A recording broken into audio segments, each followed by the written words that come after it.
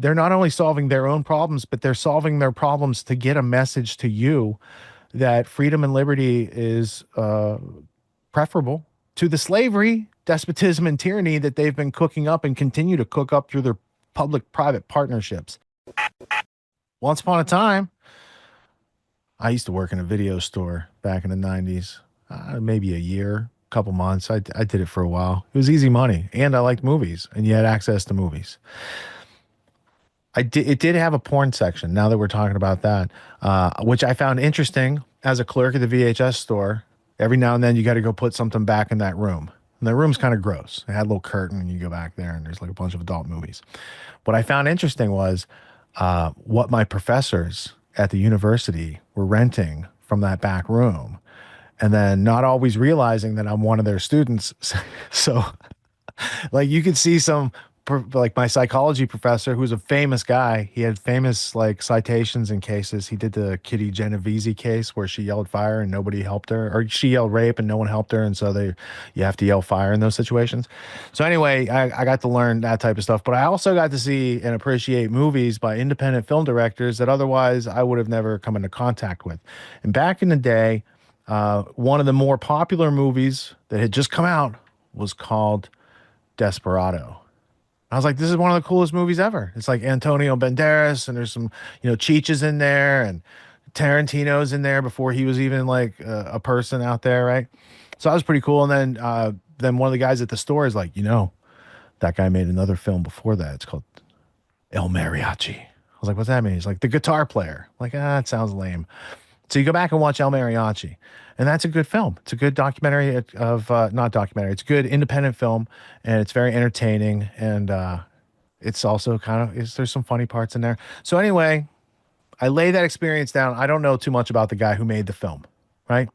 But later, I met this guy called Paul Verge, and then he was teaching me how to film and use a tripod and put the camera on the tripod, and you hook up your microphone, you put your lights on, you ask questions, people say stuff, and making content was a thing. And so I wanted to get more into this because I'm an intellectual, and I want to read about the thing I'm trying to do and learn. And I bought this book. And this book became like my Bible of learning because nobody gave this guy permission.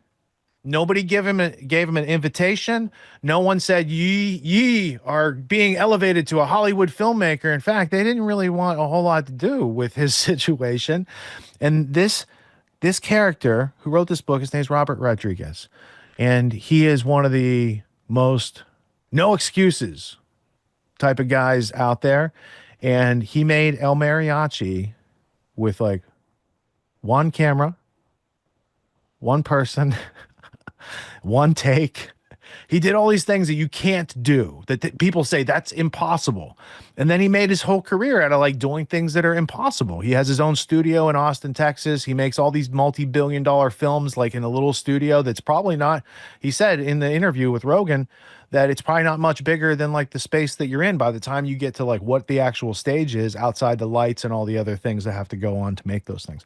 So having read this book and found it so useful and instrumental in my early filmmaking days, and also like he had a pretty rough story. Like he sold himself to medical experimentation in order to make the money to buy the film, to put in the camera that he like borrowed. Like it's this crazy, like no excuses. Like this dude was making a movie and there's no way you can stop him. And then he went out and made a whole bunch of other movies that are much more like highly polished and high quality and stuff like that. But you got to go back to like, where did he cut his teeth? He cut his teeth carrying the camera around, like strapping it to him and like doing the thing and knowing how to do all the things because he couldn't afford to hire anybody, right?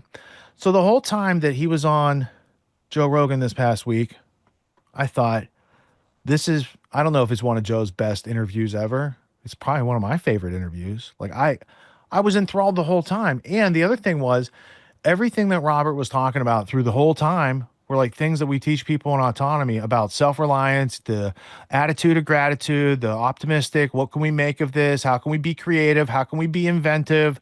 How can we get ideas out on the note cards and write them down and make them into things? Because that's how he did his shit, right? This guy has made the Spy Kids. If you guys have kids, your kids have seen Spy Kids. It's like it's a fun type of James Bond movie, and the kids are doing spy stuff, and it's so cool for the family. Like he has all these different franchises and genres that he's been able to just like, I want to go do that, or I want to go do that, or I want to work with these people over here. And he's very affable and humble. And I was trying to think of like which would be a favorite part to share with you guys so you could just catch a little glimmer of what these types of skills are like in the environment where it's like you can write your own ticket for success. Even if people don't want you to be successful, even if success has never happened where you are, you can make it happen there. And it was like 3 hours of that. So I wanted to point this out to you guys. I gave Colby a little time code here. This is where he was talking about creativity and trying to understand the process that he'd already been doing, right? Getting another layer of evolvement on a craft that he's been mastering for all these years. So my question was, did he have, it's not down here. It's called, it's by John David Garcia, Creative Transformation. It's a book about the creative process and how everybody has it innately. Like John Garcia is very much for creativity, like what John Taylor Gatto did for public schooling and education. So that would have been a question. If I was in the room there, I would have just interjected, like, do you ever read Creative Transformation? But he might have it on his list, or someday he might hear Grand Theft World and look it up on Clip Genie and find that we talked about him and that book. So Creative Transformation by John Garcia, and several other books I think are available for people to kind of glean that, A, you have this ability innately. You had it until you went to kindergarten and it got programmed out of you. You are naturally creative. You are a problem solver. You are unstoppable if you learn how to use the tools in front of you. And Robert Rodriguez is someone who, regardless, like I said, it wasn't like anyone came on a silver platter at any time and gave him anything. He took it. He wanted it and he took it, and he didn't violate anyone's volition as far as I know from the book and from the interview. It seems like he's a legit guy who actually did the thing. And that's why it's worthwhile to take a couple minutes and say, yeah, we want that too. Well, you can do that too. You deserve that too. You can earn that too, right? But no one's entitled to it. You won't hear a bit of entitled thinking or talking or scarcity mindset. It's all about what can you do from here, not like, oh, woe is me. I should have shot 2 angles on El Mariachi, or I should have said yes to this other deal over here. Like, this is a guy who's talking with no regrets. And that comes from an intentional step-by-step, like willingness to engage with the unknown, to meet it with your methods and to make it into something that is like the raw materials plus your productivity. Now you have like a manufactured product for the marketplace. And that's also what it's about, because otherwise, like, he'd still be getting his money from donating his money to his body to science. Is an incredible success story. So we're going to jump into a few minutes of the Joe Rogan podcast. And since we're not streaming on YouTube, I think we got booted from the last pirate channel. It's not a big deal. So we can play as much of this as we want. Colby, let it fly. And everyone who is not familiar with Robert Rodriguez, introduce Robert Rodriguez. Fun, right? Love it. Because it's not you. You know, you start drawing and then suddenly... When did you learn that? I don't think I knew that. I think I was doing that, but I didn't know it. What? And until I started reading about it. Like the concept of the muse, the concept of right. Like that you just have to sit down and do the work and it comes to you. Yeah, well, it started when I was 19 doing the comic, but then it kept getting repeated But you later. realized it at 19. I realized it at 19 that was the it process, wasn't you. It felt like something else, but then it really hit me later on. And I'll get to that one. That's it really hit me later on, where I kind of put it all together around 2001, 2002, when I was doing a movie where I was, again, kind of going back to the way I did mariachi. I was on a big movie, though. I was the writer, the director, the producer, the cinematographer, the editor, the composer. I was doing all these things. Plus, I was doing the production design now, and I was taking on more jobs to make it more like a handmade film, more like a lot of factory movies are being made. I said, I want people to feel different. I think they'll get a feeling from it they don't get from, you know, a McDonald's process. You know, they're still good, but, you know, there's something about a home-cooked meal. And I didn't even know how to read or write music. And I was writing music for a 100-piece orchestra. And I was like, how am I figuring it out by notes going, there's only 12 notes. So you go even less than a scale. So you hit 3 notes, 4 notes. That's not bad. That's a bad note. Okay, that's pleasing to the ear. And I was just writing it note by note because it's a kid's movie. So I figured it should sound like a kid wrote it. And I'm like a kid. It should sound like that. And I was writing pretty complex stuff, not knowing what I was doing. I go, how is this even possible that I'm doing all these jobs that I wasn't trained in? So I went on Amazon and I looked up any book that had the word creative or creativity in it. I just ordered it. I don't know what section it came from. They just arrived. And I'm thumbing through them. And one of them was really speaking about the creative process, how it worked. And I was like, wow, that's how it is. That's how it is. I just wanted to say Robert Rodriguez was not referring to Phoenix rising from his ashes, the autonomy case study. He's definitely not talking about that. He's talking about the esoteric creative process, which is a primary function of being able to solve problems. If you can't imagine what a better solution would look like than this pile of dung in front of you, then you're not going to do anything constructive with that pile of raw materials, right? But if you know there's a value in the market for manure, then you might start shoveling it out and call yourself MSNBC. No, maybe that's not what I was. I was thinking more of that Back to the Future where they dump it on Biff in his car type of metaphor, but it didn't work out. So creativity in the esoteric process juxtaposed to objectivity in your exoteric process. It's the understanding of the esoteric and exoteric that makes a complete human being, whereby you can use inductive and deductive reasoning to take actual things from reality and then bring them up to your consciousness as universals, like this is book, but if in objective reality, this is a specific book with specific number of pages that is a specific size and measurable and all these sorts of things. So we have to be able to adjudicate or like make choices and decisions based on taking things from the general to the specific to the general and the general back to the specific. That is a part of education of the self. It's a rite of passage that it seems some people get accidentally and kind of ad hoc, but this could be delivered to each and every individual on a schedule when you so desire to make those types of changes. And the learned helplessness that is displayed so widely and prevalently by the average person just tells me how much the school system actually works. It does work. It totally taught you that you can't solve your own problems and you have to be dependent on authority. And it's done a really good job such that even when people come to you and say, hey, here's this amazing learning system that can help you elevate your game for the rest of your life, you're like, I can't do that. That's not for me. You know, I have a lot of students in autonomy that have heard about the offer for years before they actually had the courage to like figure out how to get in.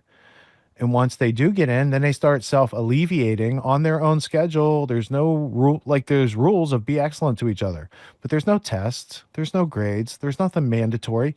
Like once you get in, then you can take your own learning journey. You know, I had a student come in last week from Denmark, and he's coming in a couple weeks into the course. And I was like, hey, what's your situation? And he had heard about autonomy for many years at this point. But recently life threw him a curveball and he got something called severance pay, which means he gets paid for a couple of weeks, you know, but then he's got to figure out a new plan. And then all of a sudden the offer of autonomy was suddenly relevant and highly prioritized in his world. So, you know, you can wait till like the train is moving and then get on and run and get it. And you can do that, but you can also get on the train when it's just sitting there and taking, and you can choose your own seat, as it were, right? You don't have to try to like catch up. You can deliver yourself to salvation on a schedule that appeals to your own calendar.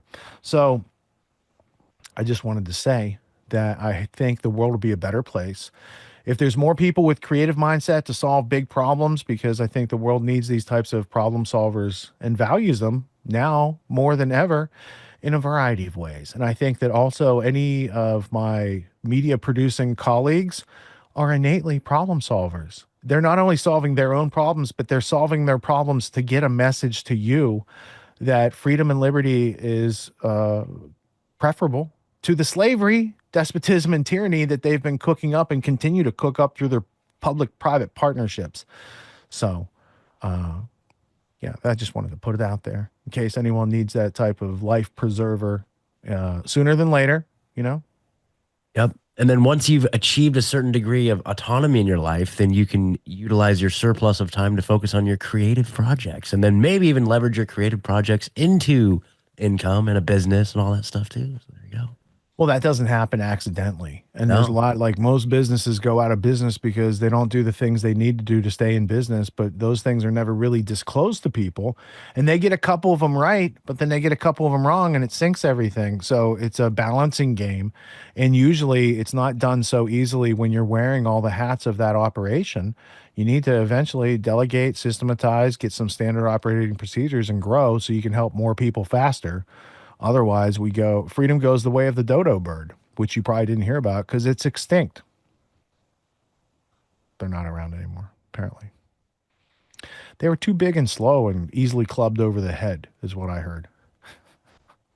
Yeah, you got to adapt to the changing landscape. And that's one of the reasons I think Robert Rodriguez is such a powerful and influential artist. At least for me, before I met you, he was really the biggest inspiration for me in my teens to learn someone could make a film for so cheap. $7,000 he made, El Mariachi. And from him, I learned the concepts of, working at the speed of thought, right? Being able to create at the speed of thought. And he's the one who explained to me that there's creative people and there's technical people, but a lot of the technical people don't have the creative spark. He's like, the most powerful people are the creative people who can learn the technical side because then they are practically unstoppable. Yeah, there's a funny part in that interview where he's like, one of the things he expressed is like self-evident is when you do cool things, you get to hang out with cool people. And everyone's got their different projects and, you help each other out because you're peers and you don't really have any other support group. No one else, like when Rodriguez was saying he'd ask the audience and no one had an answer because no one has the experience to give him some feedback, right? So like he's hanging out with James Cameron, who he calls Jim. And we talk about Jim Cameron at some point. But the point was Rodriguez is like, yeah, man, I'm running my own Steadicam. And that I'm fond because I have my own Steadicam vest too, and I know how to run a Steadicam. So he and I could have a conversation like on peer level.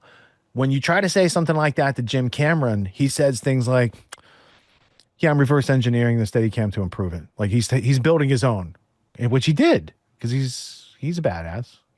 He made Titanic those, which I think was just a foreshadowing of the economic collapse of the early 2000s, but. Masonic symbolism in cinema aside, because that's a whole different podcast. That's Monday nights at 8:00. We do that. That aside, I think that Rodriguez has set a good example. And what he's proven is not that he's a leader, but he has influenced and changed Hollywood. Hollywood didn't want to be influenced or changed by him.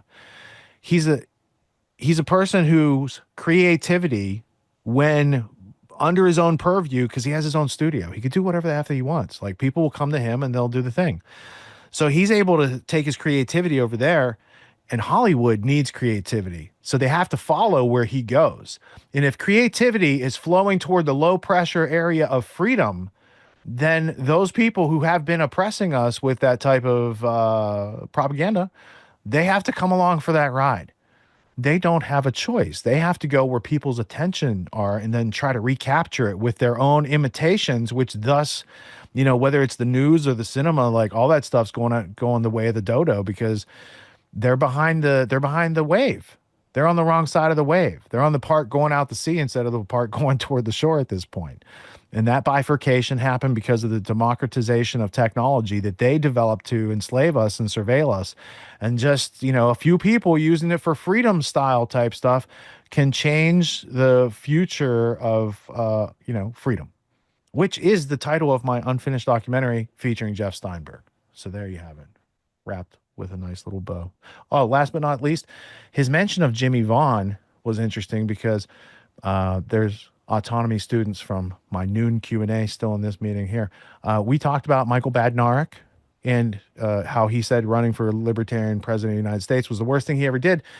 That idea was brought to him by Jimmy Vaughn. Stevie Ray Vaughan's brother funded Badnarik's presidential campaign in 2004 and also inspired Badnarik more recently, right before his passing, to create a constitution course for like high school kids for Jimmy Jimmy's daughters, I guess, needed that type of education. So Jimmy's like a freedom guy. I didn't know that. Right? He's right there. He's right there. Okay. Maybe he should be holding that Freedom Conference, awards conference. Where's he at? Jimmy, can you come out and play? That's what we're asking. You don't have to play guitar. I just don't like to come out and throw the ball around with us. That's all. So few freedom-minded people out there. You got to get to know one another, because life's too short to go through everyone traveling in their own lanes, right? And Ghostbusters, it's time to cross the streams. That's what it is. We need to beat this marshmallow. No, it doesn't translate. All right, I'll stop there with the Ghostbusters. Twice a year, I teach a course called Autonomy. It's a 12-week course. It teaches leadership, entrepreneur skills, executive skills, all these types of things that I saw were taken out of our education system in order to make the schooling or indoctrination system that we've all probably went through. And it has served us well enough to be interchangeable cogs in the machine of the globalists. But if we want a homestead, if we want write our own ticket, work from home job, work from anywhere type of situation, they're not exactly handing those out at the end of college. They give you a piece of paper and they're like, good luck. So reality is dropping us off here, but the demands of reality are up here. So I created Autonomy to help people close that gap for themselves so they can level up their skills to the demands of the situations that life is putting in front of us presently. Life's demands of intellect and understanding precision and complexity are ever increasing. The schooling didn't prepare us for it. The media is not going to do anything but reinforce what schooling prepared us for. And so we're going to have to take a leadership position and take steps off the beaten path to kind of blaze our own trail in life.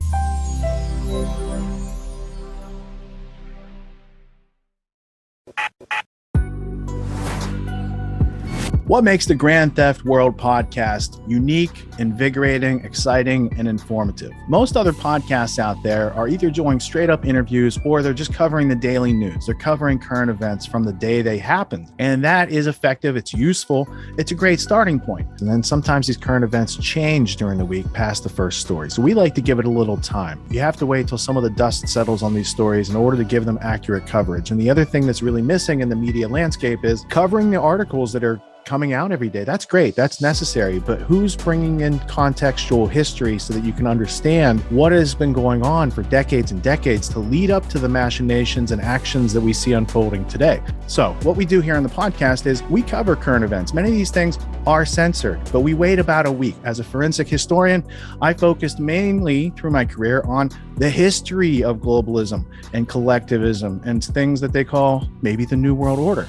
There's a lot of facts to these sort of circumstances, groups, events, activities, working groups that they've had over time. So for Grand Theft World listeners, we not only break down the current events, most of which that are censored during the week, we provide you with contextual history, we give you the source notes, the references, we do deep dives, and this really empowers you with an understanding of context and history so that you can make more informed decisions in your life. There's also a community, a membership where you guys can actually ask questions and we can get into the show and we can share evidence. And there's a town hall weekly for Grand Theft World for those who listen to it and are interested in covering the stories that we don't get to during a 6-hour show. Listening to it an hour a day, you could easily consume the week's news, but you're going to have substance and meaning and context and understanding. And with that, you can make higher quality decisions in your life. So if you're interested in more quality in your life, go to grandtheftworld.com, click podcast at the top, and we'll see you there. Thank you. These allegations are false. This isn't Grand Theft Auto, folks. This isn't a video game. What are the most surprising things that you discovered once you started pulling on that thread? Who he was connected to, what institutions he was influential over, what events he participated in? Come on, man. What are we talking about? Come on, man. No. You don't have to think about it, dude. I got this quote because you said you didn't know much about Klaus Schwab. I made it my job to, as soon as this happened, I'm like, okay, this guy's their front man. Let me learn about the official history of the World Economic Forum. I got their 40-year history. I got every book that Klaus Schwab has written or ghostwritten. I went through those books. This is one of the most interesting passages. Come on, man. Come on.